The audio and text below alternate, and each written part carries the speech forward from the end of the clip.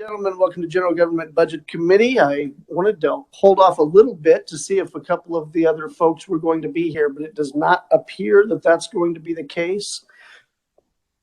Just like Godfather, Snowmageddon 2 was actually better than Snowmageddon 1. What do you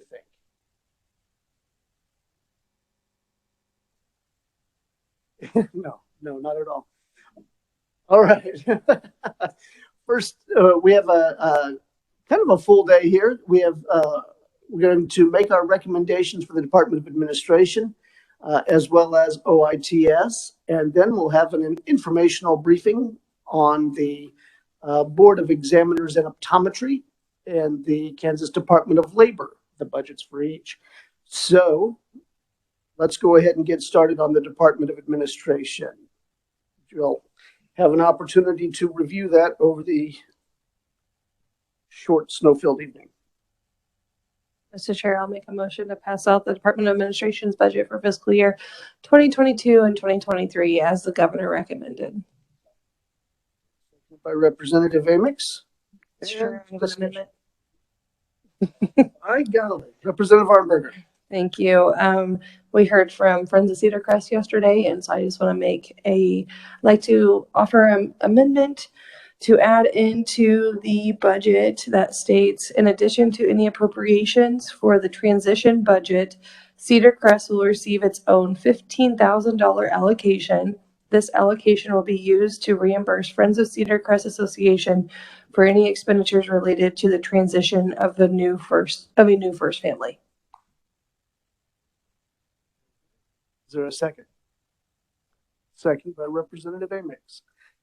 Discussion on the amendment.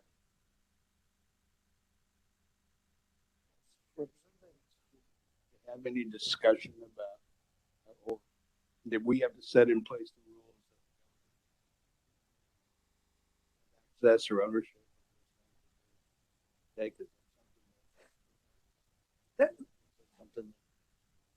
See, and that's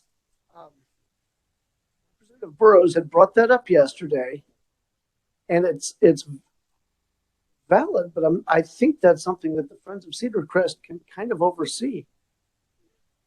Go ahead. Welcome back. I think there is a mechanism in place where we can have that conversation. It's in statute. It's called the Residence Advisory Commission. And that we're planning to meet in August. And this is one of the topics that I do want to talk about is furniture ownership, not just regarding what may be purchased for the first family, but historically what Friends of Cedar Crest has purchased is also state property. And that's something that we need to address as well. But we have what's called the Residence Advisory Commission, which is chaired by Secretary of Administration. I serve on that as president. There is the Ways and Means chair and the Appropriations chair and a couple of other people on there that I don't remember. But again, I think that's where we can have this very important discussion, and we'll commit to doing that this spring or fall. Excellent. And with the legislative oversight that you mentioned there, I feel very comfortable with that as well. Okay,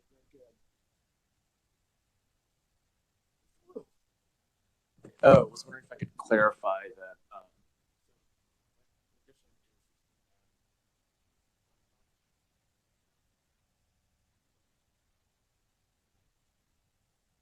Yes, and I also just emailed you the language that I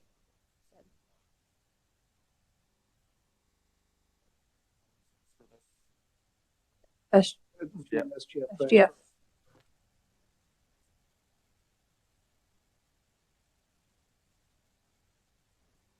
The discussion on the big spending Arnberger. Seeing none. Opposition to the Arnberger amendment.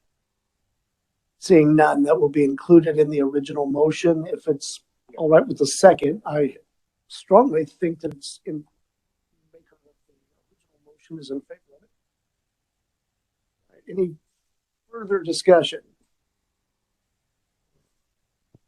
It's Representative Anderson. Thank you, Mr. Chair. I have an amendment. Very good.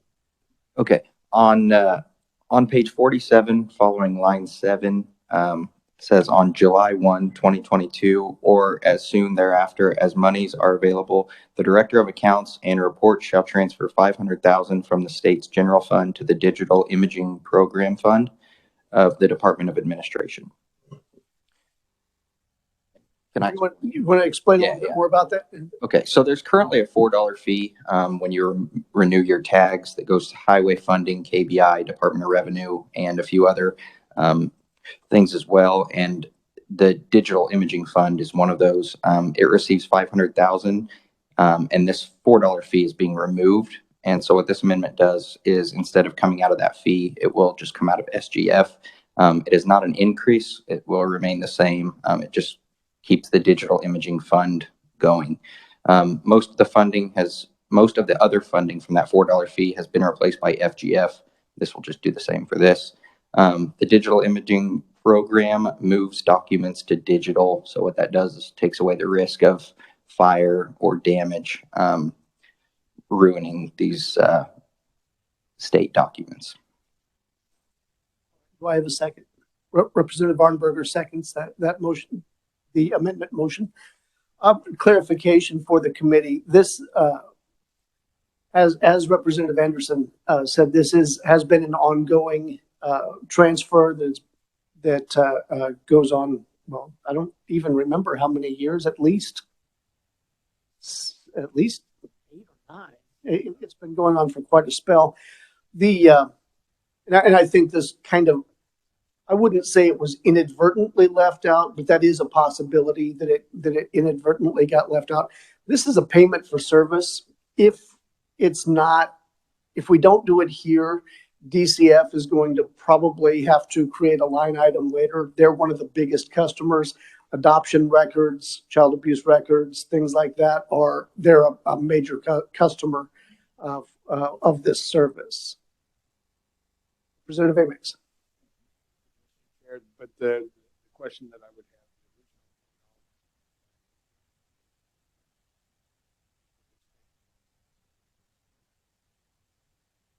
The $4 modernization fee comes with your vehicle registration.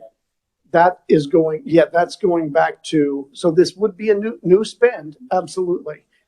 From SGF. Correct. It hasn't actually been cut out yet.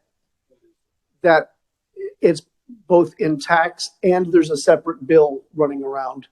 That, by the way, when you see, is it that dropped it in appropriations?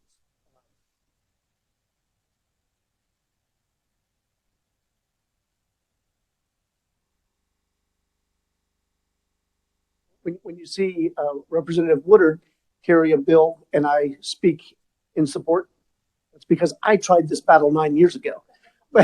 so when he threw it in appropriations, I was very excited to provide support. But either through tax or through that bill, I think it's and it's also the governor's intent. So one way or another, I think that modernization surcharge is going away. And no, I appreciate the amendment. I'm just trying to figure out exactly where does this go in relation to anything that we have here. It's the Digital Imaging Fund is within the Department of Administration. So it's just specifying the $500,000, and so that would mean effectively the Department of Administration budget would go up $500,000 on this. Okay. Correct.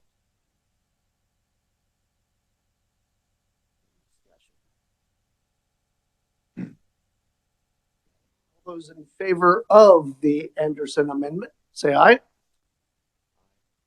Opposed, say nay.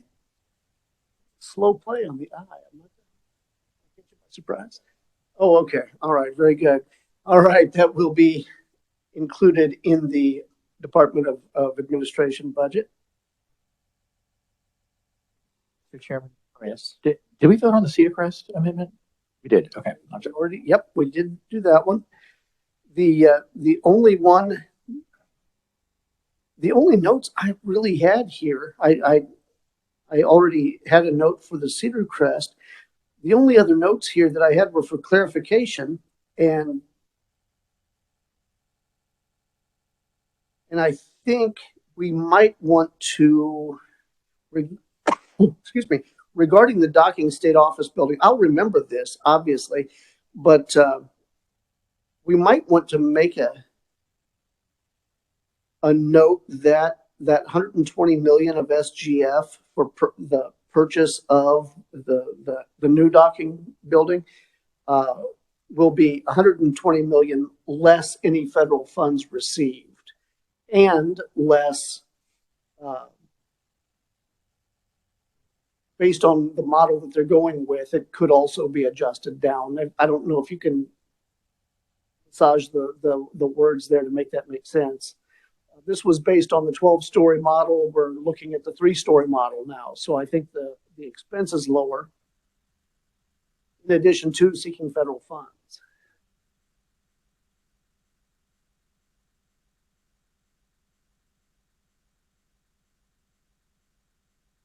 Okay, all right. I would really want to make a note along those lines. Don't get me wrong, paying ahead of time on a major renovation like that, I'm a huge fan of. I just want to make sure that we're accurately reporting what that funding is going to look like. Representative question. Sure. Should be funding balance. You're probably looking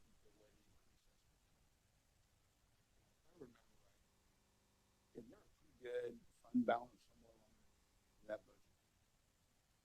Are you referring to the digital imaging fund? Right. Thinking that.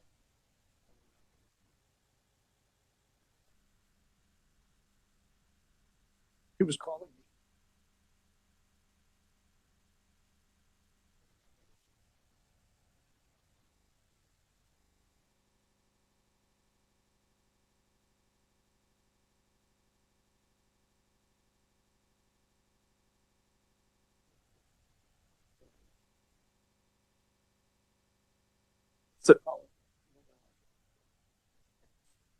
So absent the deposits from the motor vehicle registrations, that's the only revenue source. So eliminating eliminating that fee, absent any, it would zero out. It's used in full. And in fact, there are more requests that come in for that fund. If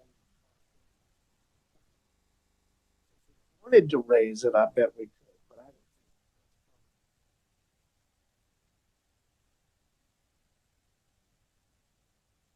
I had Representative Farnberger. Thank you, Mr. Chair. My only question to the committee was, I'm all for the Division of Advocate. And I find it interesting that's in the Department of Admin's budget. In my opinion, I think it's it should be in the department or the AG's budget, personally. But the only other thing I had was the raising in 1 year from 1 FTE to 5 FTEs. I don't know what's all on the plate for that. I'm all for supporting it, but that was one of the other major ones that I was looking at. I think part of that division of the child advocate was relatively new, and they're kind of ramping up to the level that they want to get to. I asked about that yesterday. They don't, obviously they're not going to say this will never grow again, but 5 puts them kind of at the level that they wanted to get to, so that we shouldn't see any further growth in that one, at least here. My only other question is just, again, in my personal opinion, I see it as in the office of, or in the Attorney General's budget, not the Office of Administration or Department of Administration. I think that's valid, but how they want to organize the deck chairs.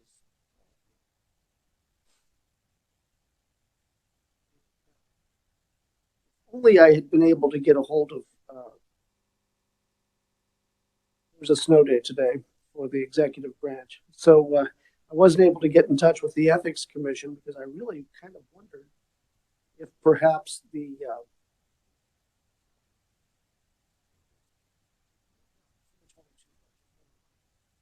22 budget, the resident tax rebate, I really thought might be better fit through the Ethics Commission.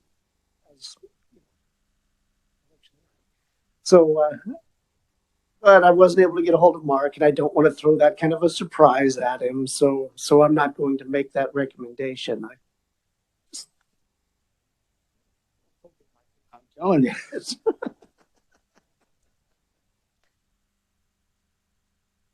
All right, further discussion.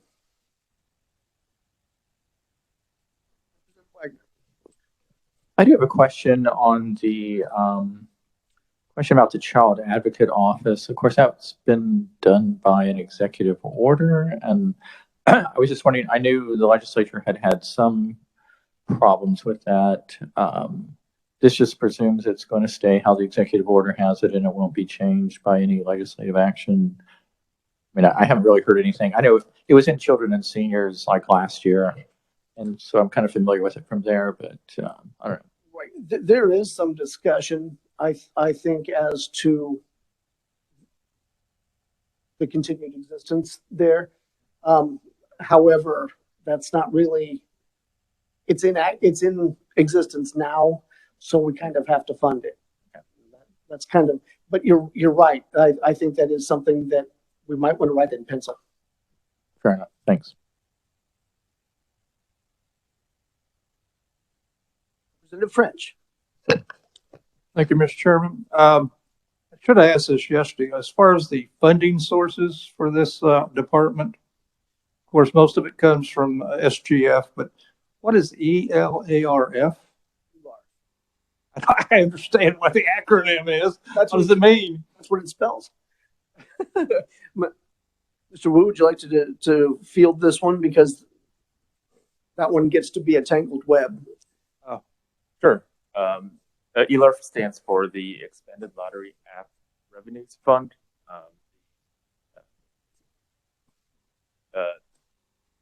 It receives funds from the lottery, The casinos and machines. What about the state highway funds? How does that come about? that's a fund within the Kansas Department of Transportation. In the past, funds from that bucket have been transferred to various departments for various purposes. Also known as the Bank of KDOT. That's what I was afraid of. Right.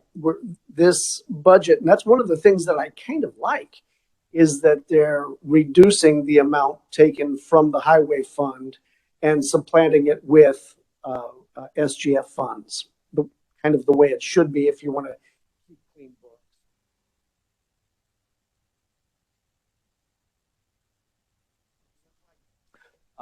Maybe this question was answered. I knew it was raised. What is the digital imaging fund balance? Did we get a number on that? 0. Oh, it is 0. Oh, okay. Okay, there is no balance.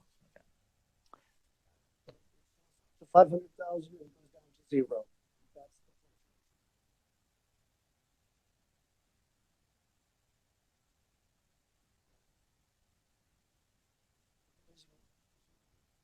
Okay, very good.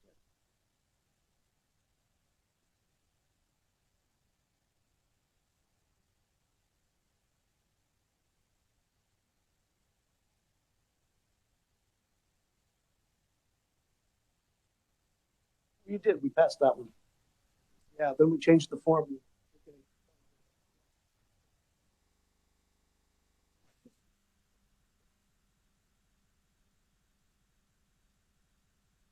Said all those in favor of the Anderson Amendment?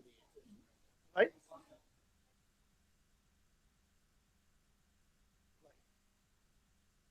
We did that. Well, I asked if there was opposition. I didn't ask for the yays. I just asked for the nays. There were none, so I assumed yays on that one. Yeah. All right. Now we're up to speed. All right. Any further discussion? Correct. That's what we're on now. as amended a couple of times, yes. All right. There is no further discussion? All right, all those in favor of passing out the D of A budget for 2022-2023 per the governor's recommendations with a couple of annotations and amendments by the committee, say aye. Opposed, nay? Very good. All right, let's get to OITS.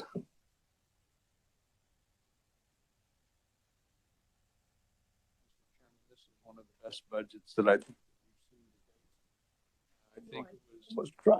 it was so thorough that I thought it was great. With that being said, and I appreciate all the work that's gone into the department, I would make a motion to concur with the governor's recommendation for the Office of Information Technology Services for FY 2022 and FY 2023. Seconded by Representative Arnberger. Yeah, the only notes I took here were trying to understand some of the things as far as the expenses and such. They were explained to me perfectly. I have absolutely no changes to make in my mind. Representative Wagner. No, I just want to compliment the staff for OITS because they did send an email. I didn't know if it went to everybody or just to me, but they did. They had a very understandable explanation of the changes, and I really appreciate that.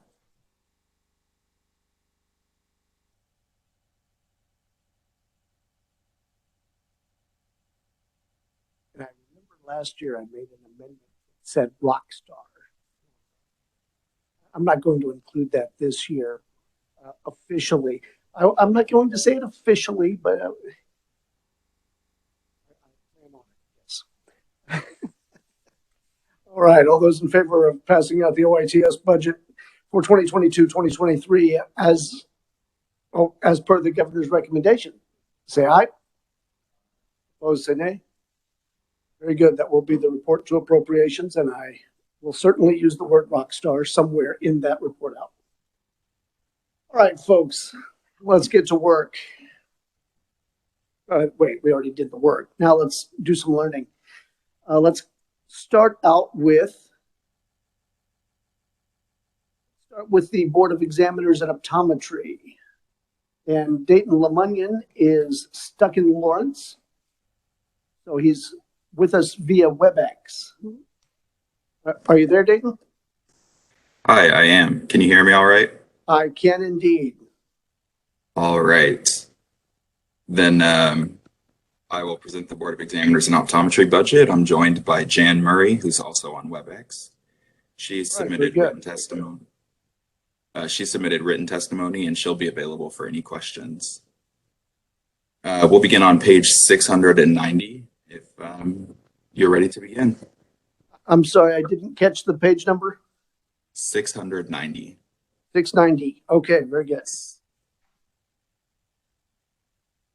For the current year, fiscal year 2022, the agency estimates revised expenditures of $197,000, all from special revenue funds. This is an increase of $25,000 above the approved amount, and the agency requests one FTE position, which is the same as the approved number. This increase of $25,000 is due to legal expenditures on attorneys due to unforeseen disciplinary hearings. One moment, we're having audio issues. I don't know whether it's on your side or ours, but we can't really hear you. All right, let's give it a whirl again. Okay. There, that's better. Hear me? Okay, perfect. I'll take it from the top. For the current year, fiscal year 2022, the agency estimates revised expenditures of $197,000, all from special revenue funds. This is an increase of $25,000 above the approved amount, and the agency requests one FTE position, which is the same as the approved number. This $25,000 increase is due to a supplemental request for legal expenses. The agency has ongoing disciplinary hearings that have increased litigation costs above the approved amount. And the governor does recommend the agency's request. So I can pause for questions or I can move on to the budget year. All Do we have any idea if this unforeseen disciplinary hearing, is that wrapped up or is that ongoing into 23? I'm not sure whether it's ongoing. You will see when we get to the 23 budget that they also request the same amount as an enhancement for 23. And that is due to other ongoing investigations. But Jan can give you more information on the status of those. Excellent. Excellent. Let's go into 23. All right. And 23 is on page 692. For fiscal year 2023, the agency estimates revised expenditures of $199,618, all from special revenue funds. This is again an increase of $25,000 above the approved amount. The agency again requests one FTE position, which is the same as the approved number. And as you see, this is again an increase due to ongoing investigations. So you'll note that fiscal year 22 is due to an ongoing disciplinary hearing that was unforeseen. And this fiscal year 2023 enhancement request is due to ongoing investigations with the potential to result in litigation. And the governor does concur with the agency's revised estimate for 23. So I'll now stand for questions on 23 or the budget as a whole. All right, very good. Questions for Mr. Analyst Lemunian? Yes, Representative Amix. Thank you, Mr. Chair. So then, are we to believe then that the $37,500 is their normal, just legal expenses that they have?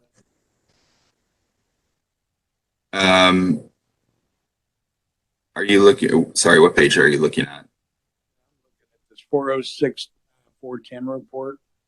Okay. The actuals in 21 were 37.5, and then it bumped to. Sure. Let me. So that is there. attorneys. Yeah, that code is attorney's fees, but it's also court reporting and association fees. So you do see that $25,000 increase above the fiscal year 2021 amount in that category, and that is the bulk of that category. Thank you, Mr. Chair. Thank you. Representative Wagner. Thank you, Mr. Chairman. There's a question on the whole question of legal expenses. I mean, I have a note from last year that they have a litigation fee fund. Is that just strictly, I guess last year was at $180,000. I don't see it in the report per se. Can you discuss? That doesn't cover legal expenses. It covers settlement cost, or how does that work? I would have to do a little more research on that if Jan can't address it. But if she's not able to, I can provide that to you. All right. No, thank you. I'm just going on my notes from last year that it just says $180,000 litigation fee fund balance in case they ever get sued. And, you know, and then of course you're talking about their legal expenses going up. And so that's somewhat, of course, I suppose their legal expenses is that they're going after people who have broken the rules, I guess. This would be if somebody, I guess, sued them back for, you know, some issue or something. So I'll bet you Jen Murray will be able to give that a little bit more color. Okay, fair enough. Thank you. Further questions for Analyst Lemunian? Seeing none. Nice work. All right. Thank you. I appreciate y'all letting me join via WebEx. Go shovel some snow.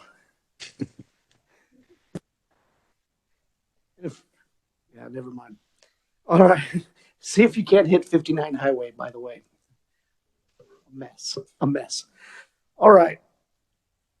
Next up, I'd like to welcome Jen Murray, also via WebEx.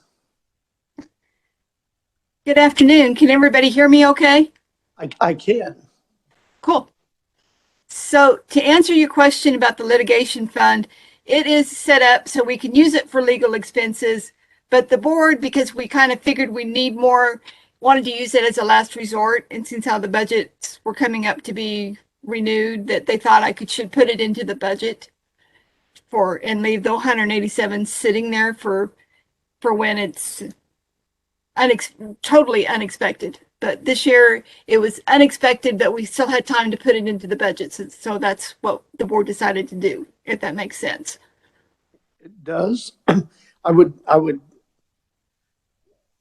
what, and this certainly is beyond my role as budget chair, but would it be reasonable to just transfer it from the optometry fee fund to the legal fund? It doesn't quite work that way. Okay. We'd have to get it from the litigation fund into the fee fund to be able to spend it. Ah, okay. There you go. Or have special permission from the director of budget to be able to spend out of that fund. So yeah, I can't touch that fund unless the director of budget tells me I can spend it. Very good. And for an investigation or something along those lines, that wouldn't necessarily rise to the level. Correct. And we usually budget 25,000 for attorney fees, and usually up until this past year, that's usually plenty. And then this past year is just gone crazy we had a hearing in August that's since been appealed, and got another hearing set for April. So it's just, we're getting slammed. And the last time this happened was back in 2014 that we actually had to get into the litigation fund. So it's not something that happens every year or very often. Now, and I don't want you identifying anyone or anything like that, or compromising an investigation, but what sort of things would come up that you'd be investigating? Usually they start with a complaint from somebody. And I had one complaint that I think is now into 4 different investigations. And I think is actually going to span across a couple other agencies when it's all said and done. So, but it's still in the investigation stage. There's still information gathering. Excellent. All right. Thank you. Very good. I'll stay tuned to follow that one. That sounds interesting. And they say we don't have any fun in general government budget. Mm-hmm. I haven't either. I may have been the one that said it. Actually, I'm sorry. All right. Any further questions for Ms. Murray? Representative Wagner. Ms. Murray, I have a question about the costs for your agency have sort of risen noticeably. I mean, in 2020, you were at 144,000.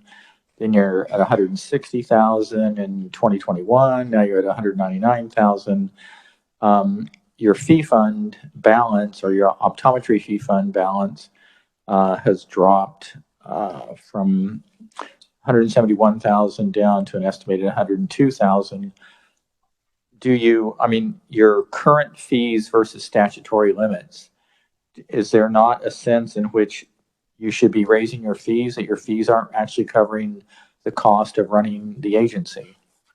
Well, and honestly, I have not looked that far at having to raise fees because I'm hoping we don't have to. So I really don't know if I can answer that part of it. But we're also cyclic.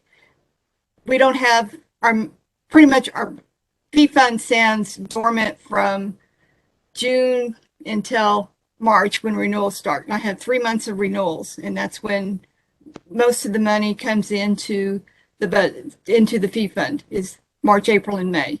So if you're looking at a low balance, it's going to be picking up here within the next month or so. So if that helps answer your question. I mean, it does somewhat. I just the trend line seems a little bit sketchy.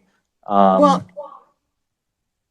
and then if you're looking at 2020 with the COVID, we didn't, a lot of expenses we didn't use. We didn't have any travel, a whole lot of things that we didn't have going on. In 2021, it picked up a little bit, but not quite to the extent, because we usually have a conference in June that the board goes to, but for the last 2 years, the board has not been able to because of the COVID travel restrictions and the conference being canceled and that kind of stuff too. So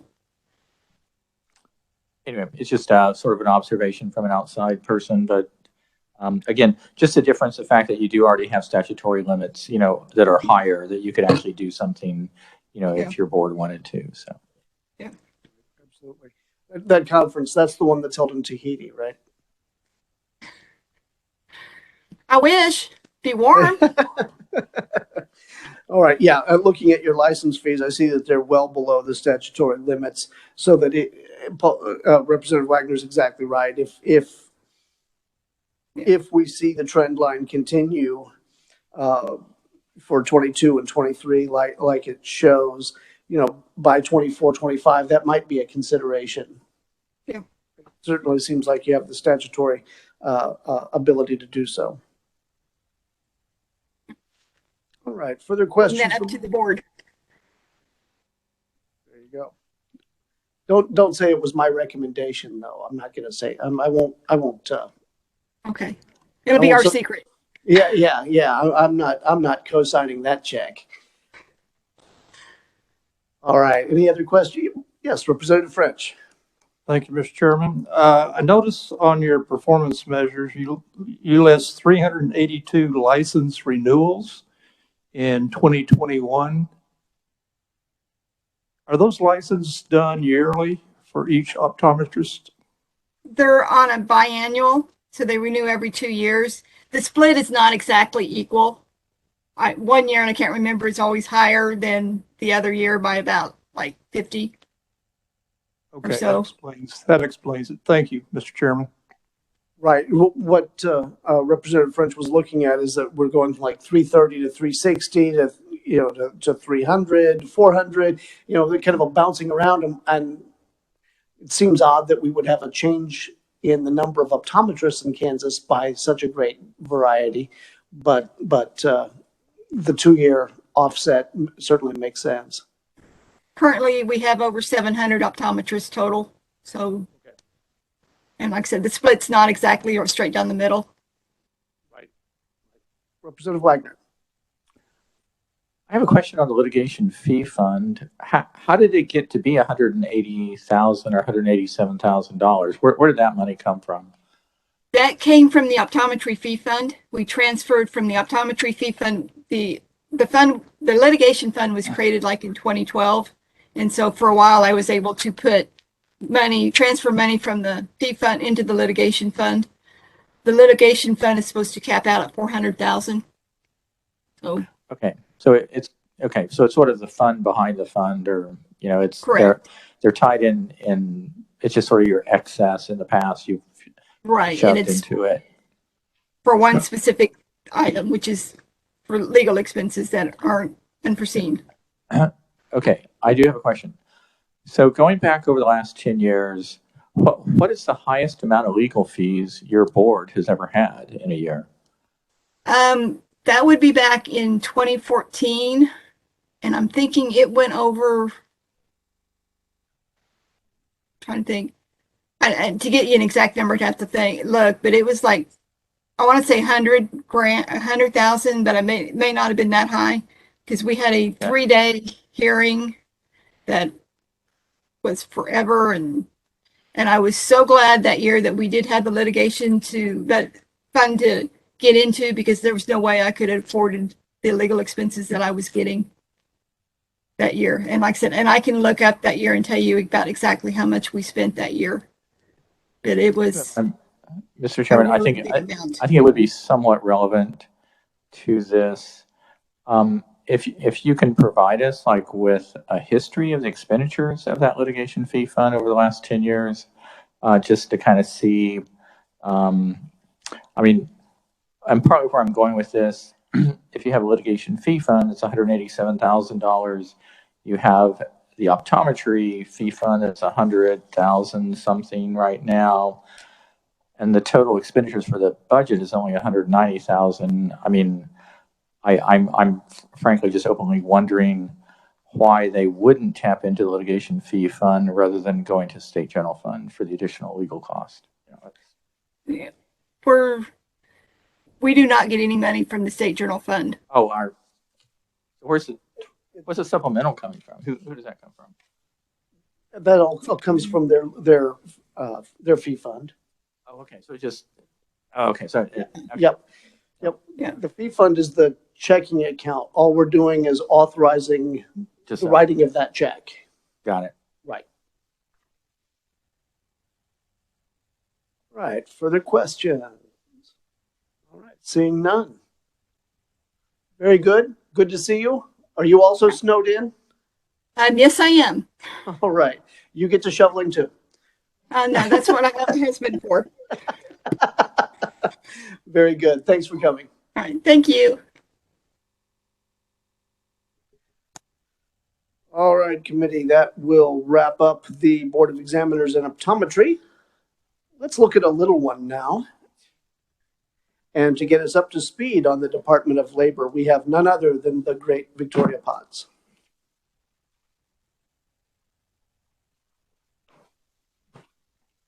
Good afternoon, committee. Again, my name is Victoria Potts, and I'll be presenting the Kansas Department of Labor from the document they're now familiar with in front of you. For the Kansas Department of Labor, the budget starts on page 1167.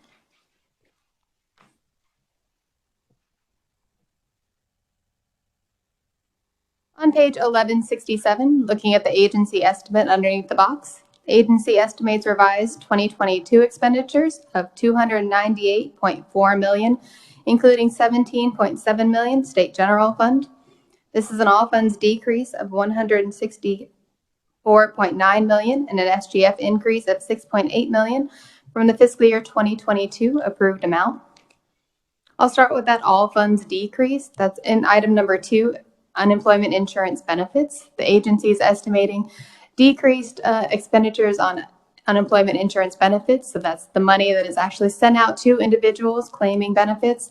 The agency is estimating a decrease in that compared to what they were approved for. I would note that that increase is partially offset by items 3 and 4. So item number 3, the State Finance Council approved $11 million from federal COVID-19 relief funds to continue supporting surge staffing in the call center.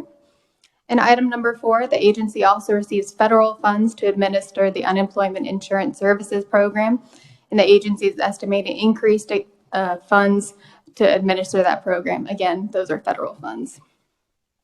And turning the page to 1168. On 1168, the agency is requesting staffing supplementals. That's item number 6. The agency is requesting $8.6 million state general fund and 110 FTE positions in fiscal year 2022 for additional staffing in the administration and unemployment insurance services program. And still on that same page, I'll move to the governor's recommendation. The governor recommends 2022 expenditures of $291.8 million, including $11.1 million state general fund. This is a decrease of $6.6 million, all state general fund, below the agency's revised estimate. And that decrease is because the governor did not recommend the agency's supplemental request for $6.8 million and 110 FTE positions. But the governor did recommend a couple of other SGF expenditures. That's item number 10. The governor recommended $135,000 state general fund to provide salary enhancements for customer service representatives and adjudicators. And the governor also recommended $100,000 state general fund to implement costs for 2021 Special Session House Bill 2001, which requires the agency to investigate complaints under the provisions of the bill. And Mr. Chairman, I'll stand for questions on fiscal year 2022.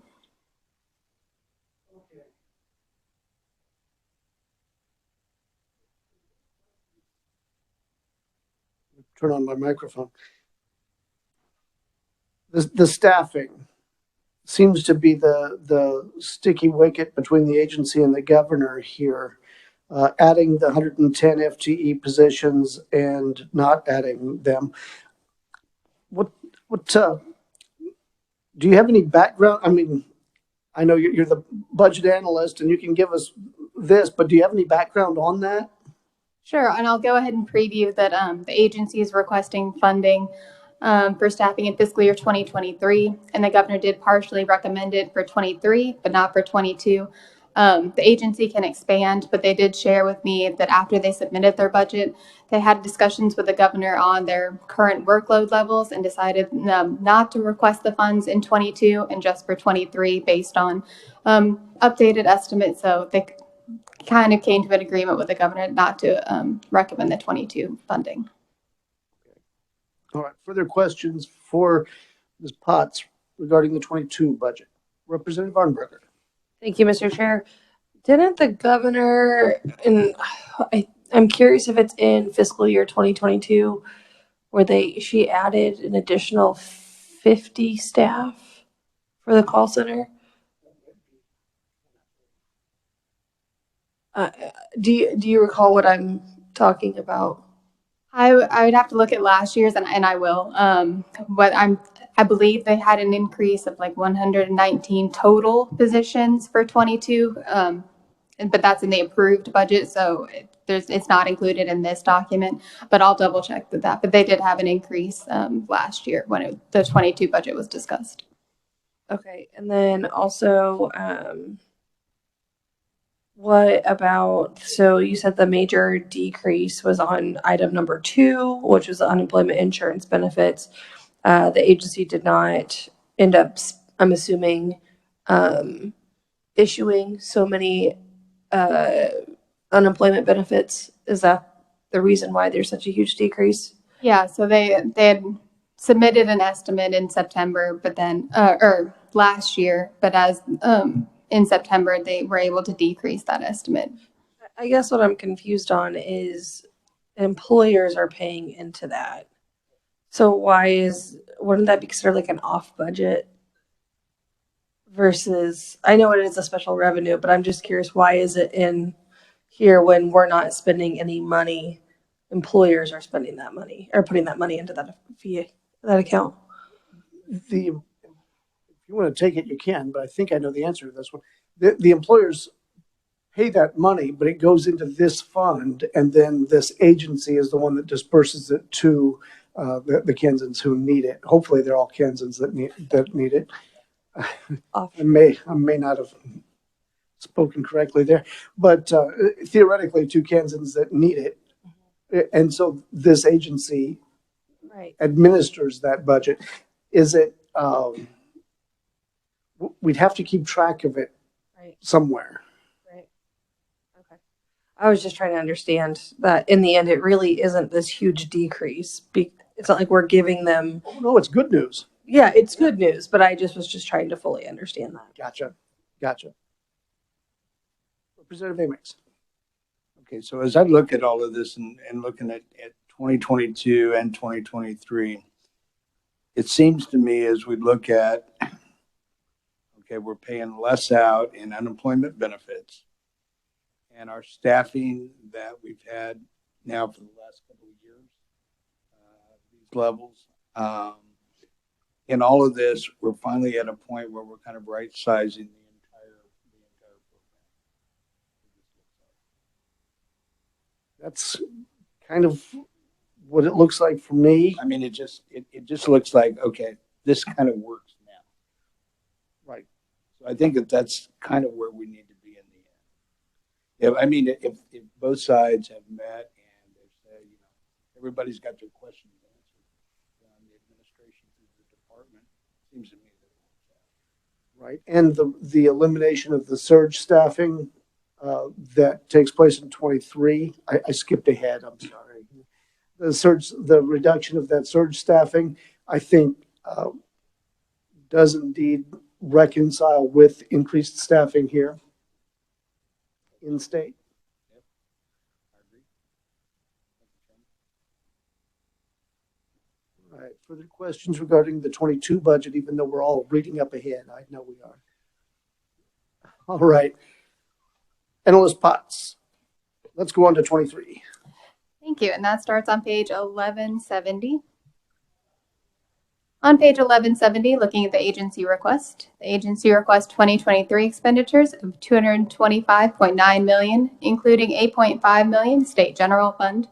This is an all funds decrease of $76.6 million and an SGF decrease of $9.3 million below the fiscal year 2022 revised estimate.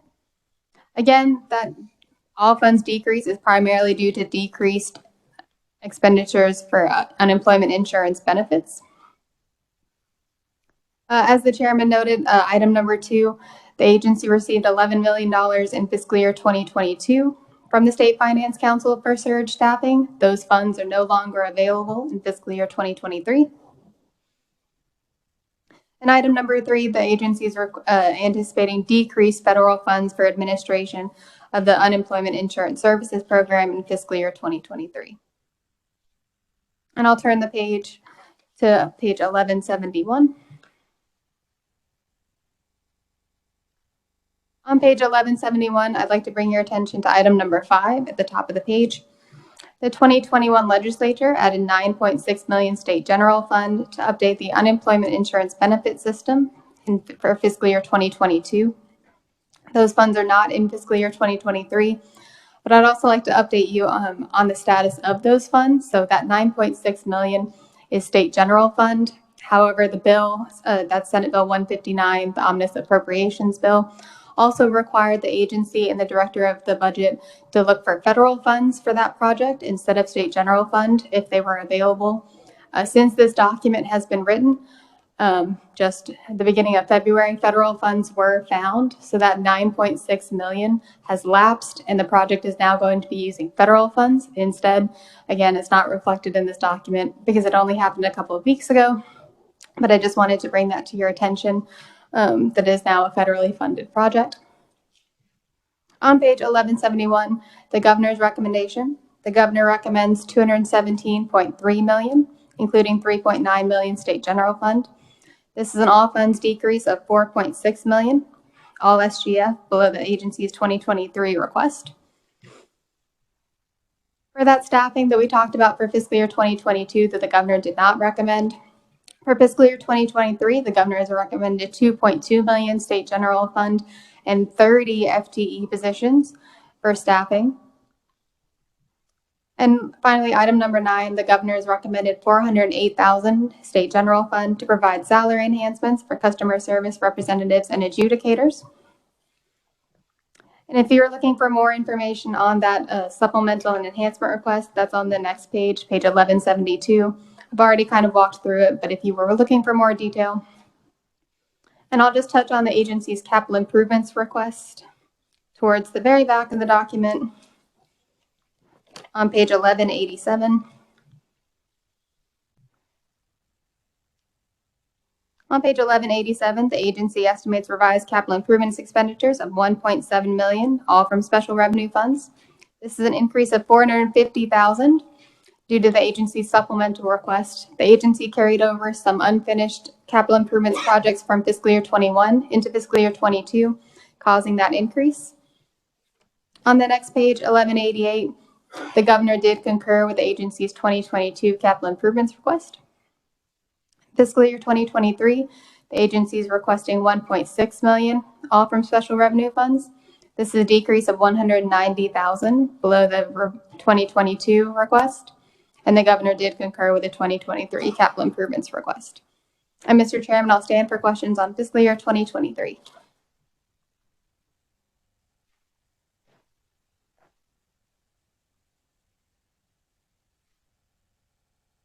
All right. Committee, questions regarding 23? I got caught up in the capital improvement projects. Window replacement. We really are the nuts and bolts of budgeting here. I love that.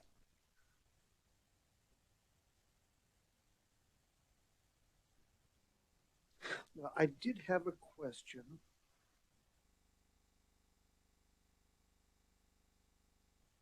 Okay, so you mentioned that the modernization project is now all federal funds and not funded through SGF. Do I see that reflected in the 22 budget, or where would I see that reflected in the 22 budget?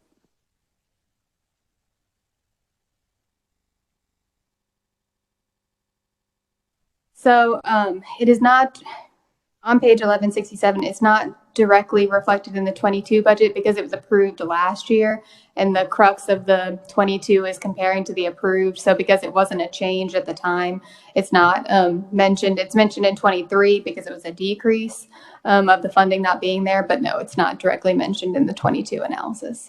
Okay, so we should probably make a note on that when we're reporting out that 9.2 million is federal, not SGF this time.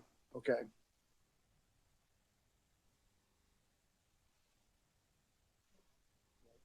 The 23? Right, okay.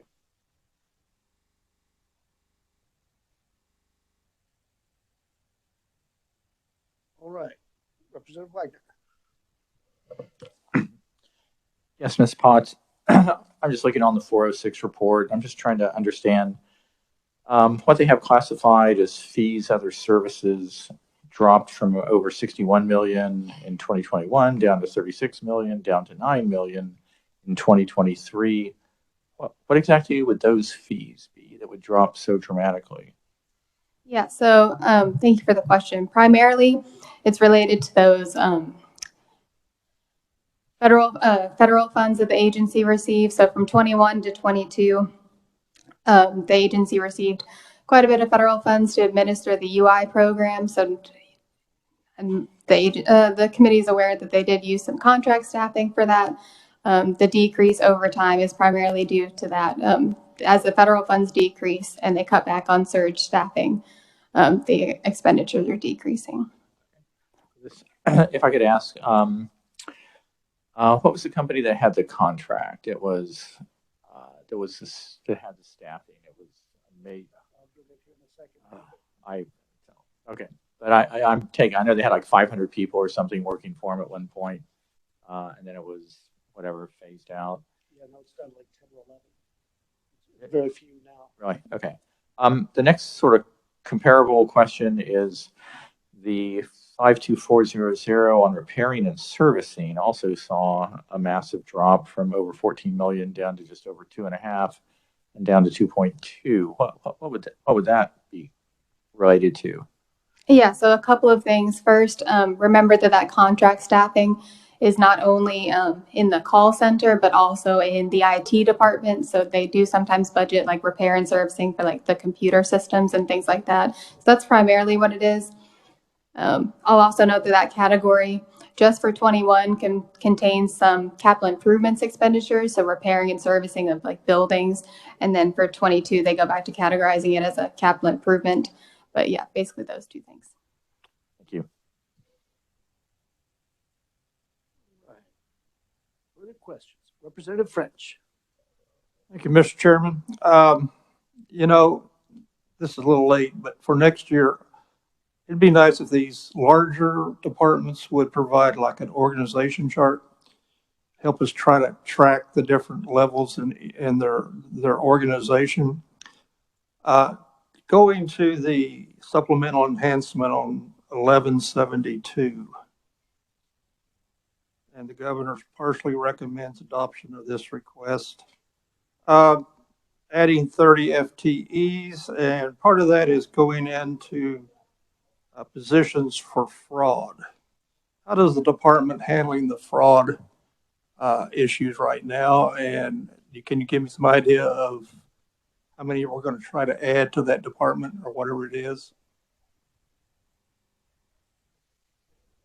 Sure. As for how the agency's handling fraud, I'd prefer to let them answer that. I can tell you of those 30 positions, 10 are going into IT, 10 are going into the call center, 8 are appeals referees, and 2 are administrative.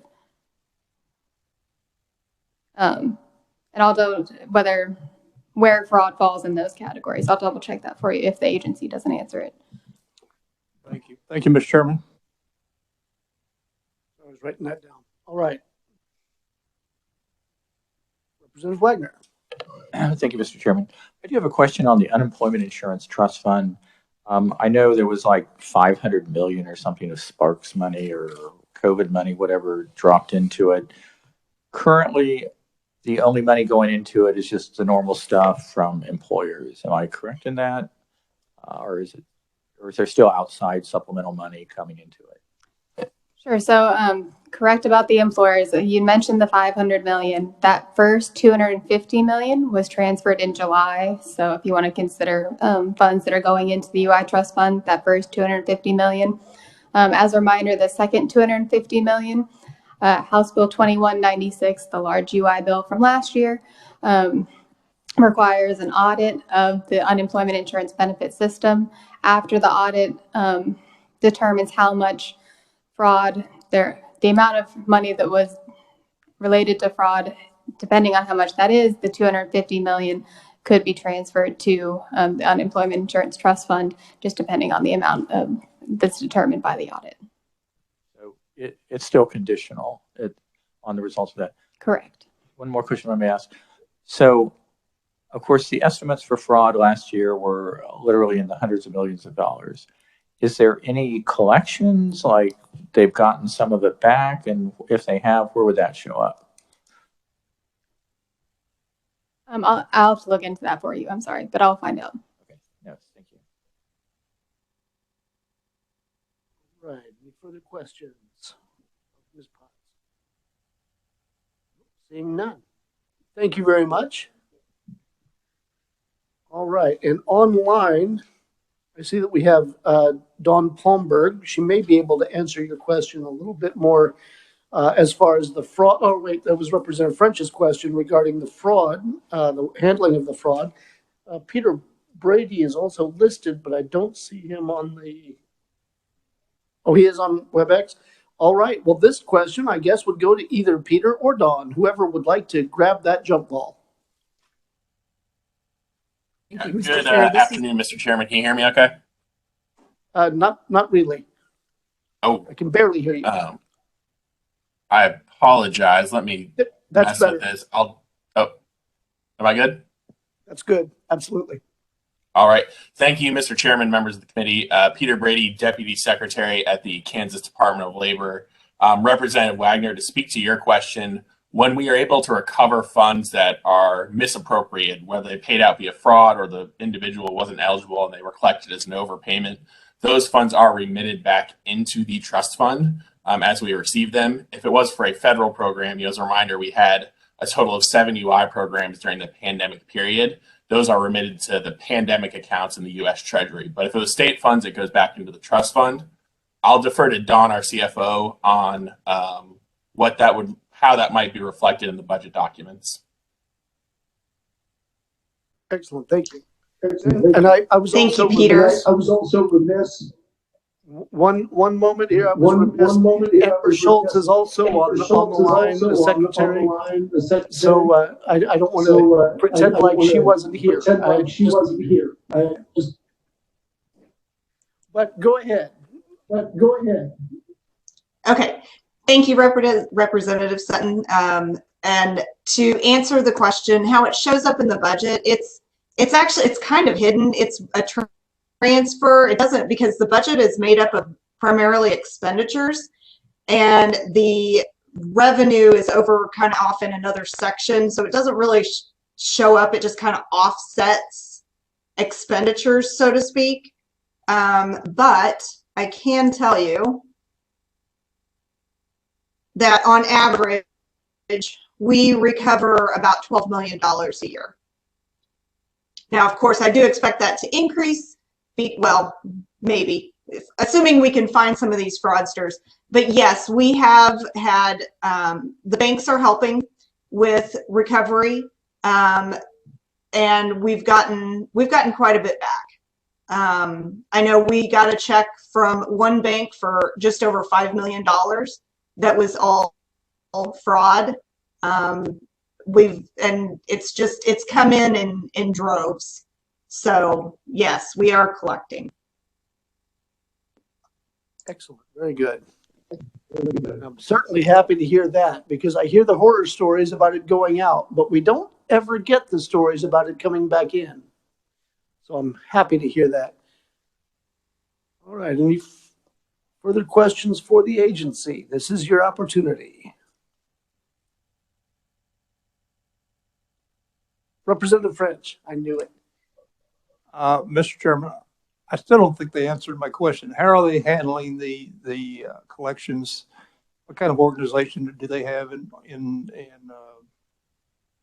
there right now working this issue? And how much are they going to increase that effort to try to recover some of this fraud money? And Mr. Chairman, I'd be happy to address that Representative Sure. French's question. So that falls more broadly under our umbrella of program integrity and UI. We have fraud investigators that are kind of looking at all the open cases. And one thing I would want to note, Representative French, as part of your question, when we've talked about fraud over the course of the pandemic period, we've often talked about what we call imposter fraud. So as an example, someone had my information, Peter Brady, my social security number, et cetera, filed a claim under my name and attempted to fraudulently obtain those benefits. What we've also seen in Kansas and all states with the UI program, over the course of the pandemic period, other types of fraud have been much more prevalent. For example, eligibility fraud. So someone providing falsified documentation to the agency to entitle themselves to benefits that they really aren't entitled to. Another good example is wage fraud. So someone continuing to claim unemployment benefits after they have returned to work and started getting a salary again. So fraud is a very large umbrella, just to kind of set that stage. And it's important to note too that, in normal times, there's 16 to 26 weeks of UI available here in Kansas with a maximum weekly benefit of $540. During the pandemic period, not only was there a total of 79 weeks potentially available across that time frame, but there were various enhancements of $600 to $300 in addition to the weekly benefit from the state. So all that's to say that there was just a much larger pot for fraudsters to attack. Now, Representative, in terms of your question, the first thing the agency had to do, and it was over a year ago now, was put in place a better system at the front door to stop fraudulent attempts from hitting the system. We did that by adding ID proofing to every claim account that gets created, as well as multi-factor authentication. That stopped a lot of the bots that were trying to hit the system to file claims, in a machine capacity, as well as individuals who were trying to do that imposter fraud that I kind of mentioned at the top. That drastically reduced the number of claims we saw hitting our system. But what I would say, and I think what every unemployment administrator I've spoken to over the last 2 years has said, is now that fraudsters know states have these trust funds and these benefits, they're going to continue to attack us. They're not going to stop. So we continue to put systems in place. We continue to have redundancies because we know that while that front door is great, they're still going to try and attack it, and we still have to have other systems in place. I won't get too into the weeds in a public setting because it's part of our defense against this, but we use a lot of analytics to look at the claims data that's coming in to see what might be fraudulent, what might flag in the system, to investigate those claims and determine whether or not they're fraudulent. The old claims, the claims that have potentially paid out that are fraudulent, that's also an active investigation. And what we do is we partner with law enforcement entities. Previously, before the big wave of fraud that we've seen during the pandemic, we'd often partner with the Shawnee County DA or other DAs here in Kansas. Because the fraud problem was so prevalent and because it was nationwide, our agency and other state labor agencies have partnered with the FBI, the Secret Service, and the U.S. Department of Labor's Office of Inspector General to share our data, to look at the patterns, and then to start the process of recovering these funds. And the last thing I'd note, Mr. Chairman, for the committee, Dawn kind of spoke to how we've been working with banks to get some of the funds back that have been identified as fraudulent. As I'm sure many members of this committee can understand, especially anybody who's worked in the banking industry, there's a very complicated web of laws and regulations related to banking that just takes a considerable amount of time for us to navigate for the bank to ultimately remit those funds back to the agency. But that's the work that's being done today. So thank you for that, Peter. Now, when I look at the 23 enhancement that the governor did recommend of the 2.2 million SGF and 30 FTE positions, we had 8 for appeals, 10 for information technology, 10 for legal department, and 2 admins. Do those fall under fraud? Because right now, the way it reads is these positions include positions in the fraud, appeals, information technology, and legal departments, but I don't have I don't have a number for the fraud part of the 30. Yeah, Mr. Chairman. That looks like zero. Yeah, and Mr. Chairman, we can follow up. I know that some of the IT positions are very specific to fraud. And there's a lot of overlap there. I kind of talked about, you know, the analytics that we use to identify fraud to work with our partners on those data sets. So there's a really heavy amount of overlap between the IT positions and the work they're doing in fraud. But we can kind of follow up with specifically where those FTEs are in relation to fraud. I'd note too that, you know, the main goal of bringing on additional FTEs is to get ourselves away from non-full-time employees working in the agency. So any of our surge partners that we still have on board today, taking those off our books as quickly as possible and transitioning to a state where it's just Department of Labor employees. And you'll note that, you know, appeals was one of the topics you mentioned. Where we are today, you know, initial claim issues are being adjudicated within USDOL's timeliness standard. Appeals is where the backlog is. And, you know, this was the same thing that happened out of the Great Recession, right? Now that we've determined all the claims, we're now processing the appeals of those determinations. You know, we have added some staff, but adding more just helps us get through that in a more timely manner. Right. And I think we all get those calls as well. We're well aware of folks who are waiting on appeals. Also looking at the total FTEs, I see for 23, we have a total of 511.9, so 512. How many of those positions are filled and or funded? Yeah, thank you, Mr. Chairman. I don't have the exact number. We'll follow up with that of what's vacant. I would probably venture to say we're at about 440 to 450 FTEs filled positions right now. You know, one thing that I think I mentioned on the Senate side when we had this hearing is, much like many of the employers in your community, we're facing a very competitive labor market, especially in terms of getting some of those frontline positions in. And just being very candid, Mr. Chairman, you know, some of those roles are very challenging roles, which makes them a little bit harder to fill. So we do have some vacancies at the agency. We'll follow up with the exact numbers, but like I said, the primary reason is that, you know, it's just a tight labor market for everybody. Sure, we've heard that from every agency, and probably we hear that at home from every company that we run into. All right, committee, Representative Wagner. You know, there is a real variation between your request and the governor's request for 2023. And I take it in 2022, you've kind of thrown in the towel on the enhanced FTEs, but what's kind of the pitch for are you still pushing for the 595 in fiscal year 2023? And what would be, I don't know, what's kind of what would we see different if we went with the agency request versus the governor's in 2023? Yeah, and thank you, Representative Wagner, for giving me the opportunity to address that. And Secretary Schultz, please kind of chime in after me if there's anything that I gloss over. When we started the process of looking at the budget, the workloads were just vastly different than they are today. Part of that is, you know, like I mentioned earlier, we had up to 7 UI programs during the pandemic period, and all of them except state unemployment ended in September, ended kind of towards the end of 2021. So as that ended, we were able to work through our existing workloads and backlogs quicker than we had anticipated.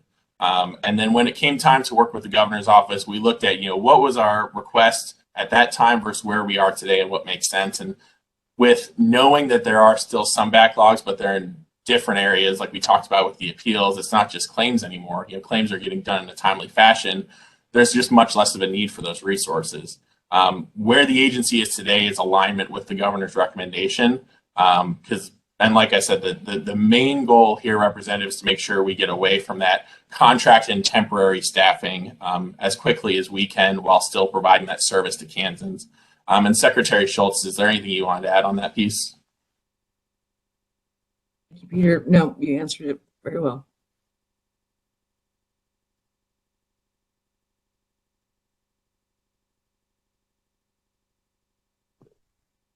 All right. Committee, further questions? We can't finish on time. That would be unlike us in every respect. All right. Well, Secretary, thank you for being here. I'm sorry I missed you on the list of folks that were online. It's quite all right. Thank you. All right, well, with that committee, our business of the day is ended. And we're not going to meet on Friday because somehow we've been able to stay on schedule. Don't worry, that won't happen anymore. Looking at Monday, we will have an informational hearing. We'll hear the budgets for the Judicial Council and the Judicial Branch. That will probably be a pretty full day in and of itself. We will not be meeting the rest of the week because we have all day on the floor. So we'll have plenty of time to look through those budgets and make our recommendations probably March 1st or March 2nd, but I'll get back to you on that for sure.